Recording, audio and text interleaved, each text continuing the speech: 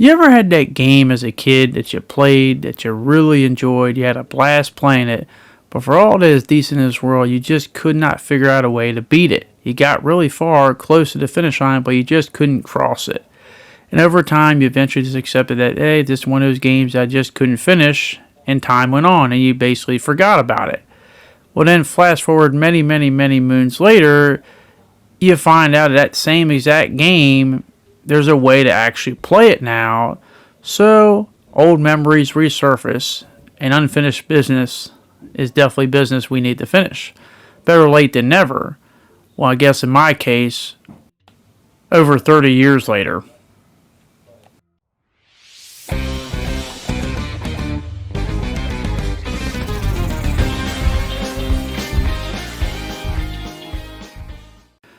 What is up? Hopefully you guys are having a wonderful day. Back here with some more Jurassic Park 16-bit from the SNES. And before I get into this, I want to wish everyone a happy holidays and a happy Thanksgiving. And hopefully you guys enjoy the week, and hopefully those who are working don't work too hard.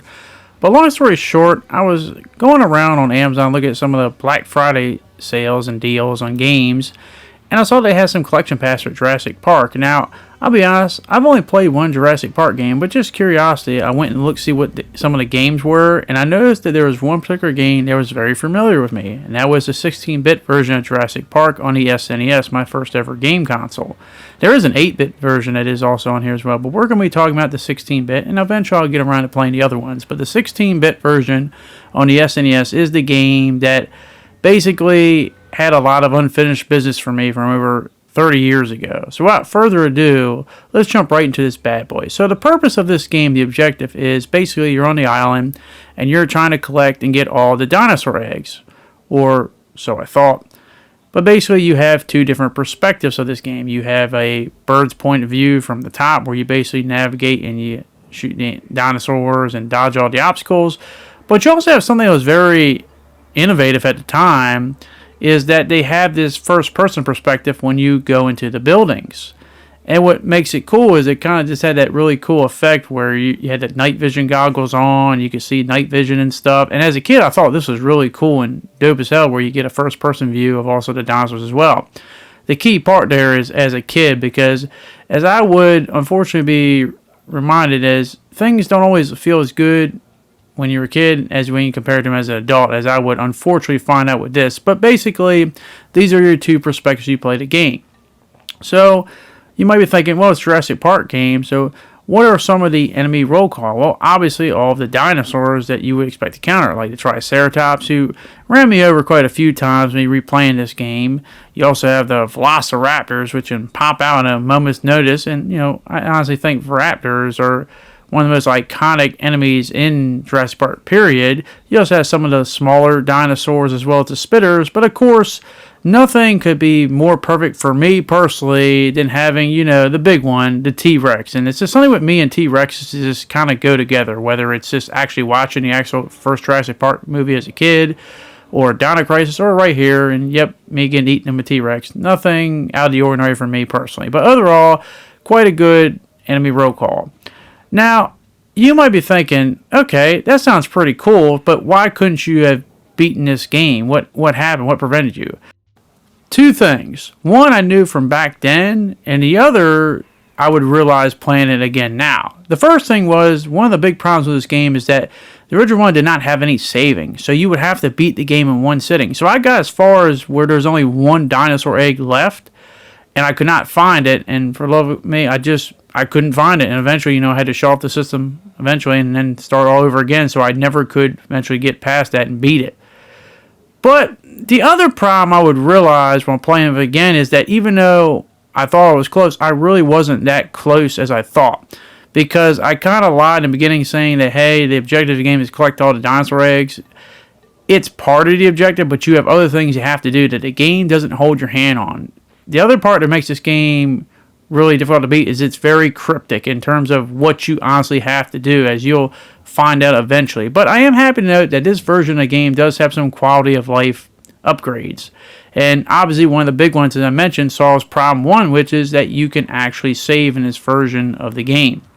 which is definitely probably the most important thing, because at least we know we don't have to go all the way back from the beginning, because that was really the big kill off there, is you would have to beat the whole game in one setting and stuff. And there's a few other things as well, like one of the things you can do, and I've seen this a lot in other games, is that you can actually go backwards in time. So say if you were like doing something and you took some unnecessary damage that you want to, go back and prevent, you can actually, rewind the clock and go right back. I don't honestly think they probably need to do that for this type of game, but it is there if you want to know it. And another thing is that you also have a map. Now, it's a double-edged sort of a map, because it shows the whole open world. It even shows all the dinosaur eggs, but it doesn't show where you are on the map, and it doesn't take away the eggs if you find it in that location. So it's kind of like one of those things where it's like, it's a good thing and a bad thing. But one thing I will say that's really annoying is these damn pop-ups that keep popping up on the thing. That's something I do remember from the original one. It's like they'll usually pop up right when you don't want it to, when you're being mauled by enemies. It's like, yes, I get it. And they keep going over and over and over again. So it's something that, unfortunately, was in the original one. It is in the new one here. They couldn't take that out, which is a big bummer for me. But let's get to the whole nitty-gritty of the whole cryptic part, which really made this game a little bit frustrating, especially on the inside part. So on the outside part, it's fine. I don't have a single problem with it. You have a bunch of dinosaurs.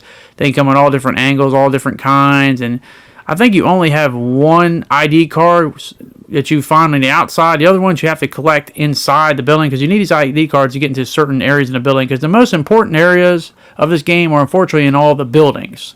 Now, as I said before, as a kid, I like these first-person perspectives, but as an adult, I am not going to kid you. It made me sick playing it because of how slow-mo and sluggish the movement is. It gave me motion sickness. So I will warn you now, be warned. Like it is, it's not fun to look at. And some areas are worse than others and stuff, especially the ones that have a lot more detail in the environment. They just kind of got really nauseating for me to look at, and it got to a point where it's like, I just want to get out of here. And unfortunately, as I showed you the map of the overworld, there is no map for the inside section. So a lot of these areas have multiple floors, and you can get lost really, really easy. But the whole point is that I said before that collecting all the dinosaur eggs is not enough. So what this game doesn't tell you is you have a lot of computers, and you have a lot of ID cards that you find to get in other areas. And you have these computers that you have to be able to utilize, but you can't utilize them initially, because eventually you're going to have to turn on the power. And sometimes you might have to get ID cards to get into certain areas to unlock certain things, and they don't hold your hand at all. So you'll go up and you'll see like a computer, and they all look the same. There's this green panel console here that you'll see, and you'll go up to it, and they'll tell you, hey, you gotta boot up the system. Basically, from this point on here is that you gotta turn on the power. Now, they don't tell you where any of the stuff is, and they also don't tell you, that, which rooms, what areas, because there's like 5 or 6 different building areas in this whole game, so it can get really confusing really fast. You're basically being shot in the dark. But eventually, after navigating a long time and a lot of trial and error, you do find the power. You turn it on, you think, oh, you turn the power on, that's good. Now we can actually go to the console, right? Wrong, because once again, you didn't go to the right console. Even though they all look the same, certain consoles do certain things, and this is not the one that can boot up the console, to boot up the whole system. So yeah, you're just basically going through all these buildings trying to see which one does which, and the game, as I said, it does not hold your hand. It's very cryptic, and you can constantly get really, really tedious real quick. So I will warn you right now, as I said before, there's a lot of things that you want to think of. Like, for instance, this room right here, you see, you take out the dinosaur, there's an elevator, there's a door over there. What you're supposed to do in order to help you beat the game is you're supposed to push this box in front of that door so you can block the raptor hole from coming in, because basically the raptors are coming through that way into the one of the buildings and stuff. But obviously, they don't let you know about that. It's just something, it's there, and that's how you find out. So that's what I'm talking about, stuff like that, because there's a lot of things that you have to do in order to complete the game. Because unfortunately, you can get all the eggs if you want, but if you didn't put the nerve gas to take out the raptors, clear all the dinosaurs off of a ship, get all the cards in order to get to other buildings and stuff, and then signal for the SOS, and there's so many more things, and turn on the power, and then unlock some of the gates to get to certain areas, you're not beating the game. And as I said before, this game does not hold your hand. That's the biggest reason why, when I realized this, playing this again, that even though I was close in the eggs, I wasn't close in all the other objectives. Now, you might be asking why you have to do that just to get a helicopter to drop down on a helipad, which is nowhere near any of those areas. That is beyond me. I can't answer that for you. It's also fun to know that when you pause the game, you also get dino trivia, in case you want to know a little bit more about dinosaurs. I guess it's nice to know to have something pop up later, because I think dinosaurs are cool, and, it's nice to learn about them. But, the more you know, the more you know.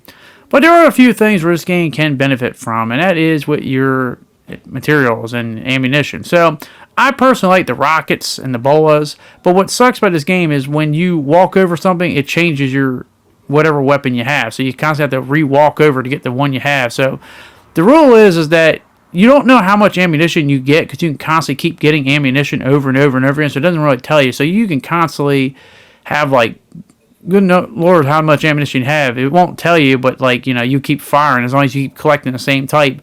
If you run out the door with a certain other weapon type, not the one you had, then you'll lose it forever. But a cool thing to know is that the ammunition and where the spots are that you picked it up, they all respawn. So you can constantly keep farming, not just ammunition, but even an extra life as well. So it's something to know in the future as well. Also, if you do kill dinosaurs on the inside, they do not respawn. So there are ways to help you out. So it's not hard in terms of beating everything.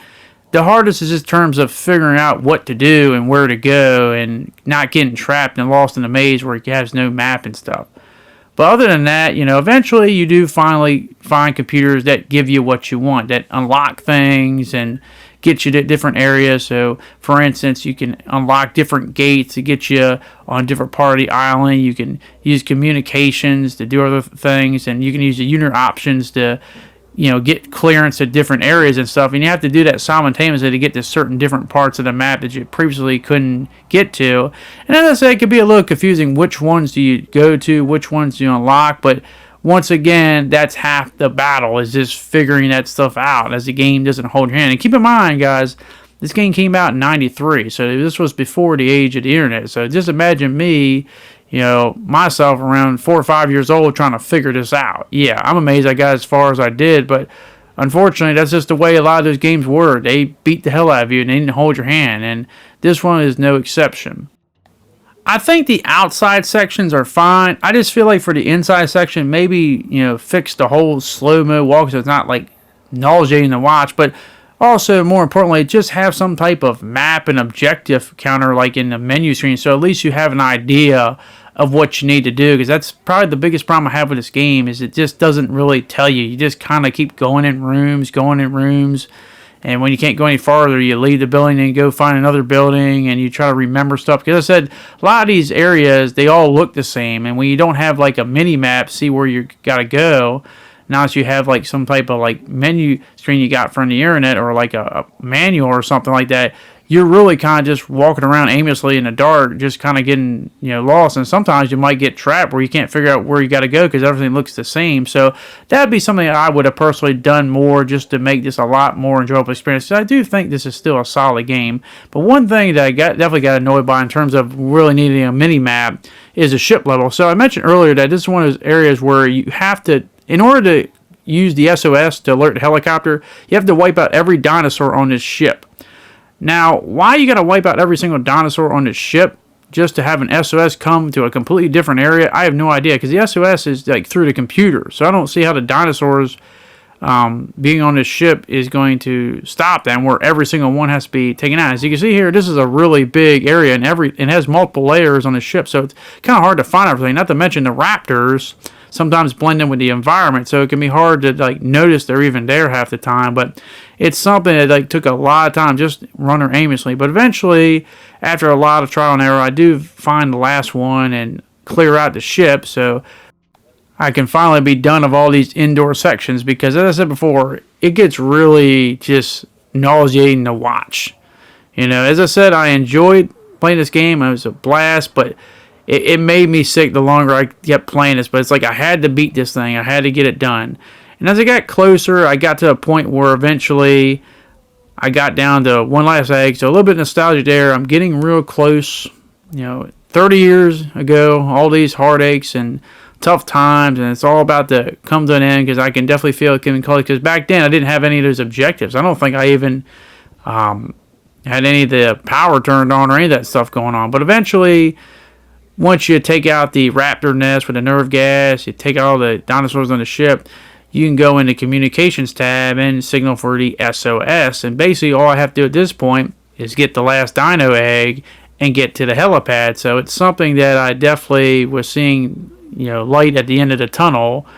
And I could finally, as I said, get out of this whole indoor area. Because as I said, I know it's hard to maybe watch it through a video, but playing it, trust me, it was very nauseating. But here we go. The final egg, 0 eggs. All I gotta do is basically get to the helipad, which is right over here, even though I nearly get trounced by this Triceratops. But you know what? I'll take it. I'll take it any day of the week. And eventually I get over here to the helipad.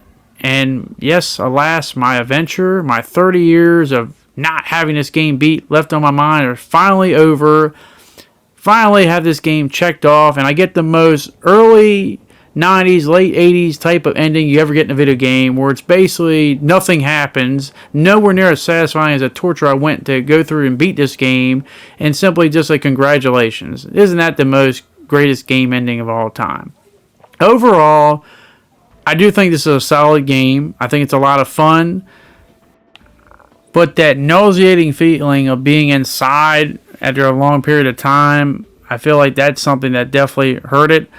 As well as just being way too cryptic and not having at least like a mini map for the inside, as well as just some like objective list to at least know what the heck you got to do, because it can get really infuriating with everything looking the same and feeling the same. Like all the computers are the same, but they're not, even though they look exactly the same, as well as just being lost, not knowing what to do. But alas, I have beaten it, so I guess I'll get a chance to try out the other games on this pack, because there is 6 other more, including the 8-bit version of this game. But I'd like to hear your guys' story. Is there like a game that you played as a kid that you really enjoyed, or maybe you didn't, you got frustrated with, and you couldn't beat it, and then many, many, many moons later, you found out you can play it again, or you found a way to play it again, or because after you probably forgotten about it, and you're just like, I got some unfinished business. I want to come back here and actually finish this, just so I have a sense of completion. But let me know down in the comment section what that game is. But that is going to be it. Hopefully you guys did enjoy this video. Hopefully I can see you guys back on the next one. Thank you very much for watching. I hope you guys enjoy your Thanksgiving holiday, and I hope to see you all later. Peace.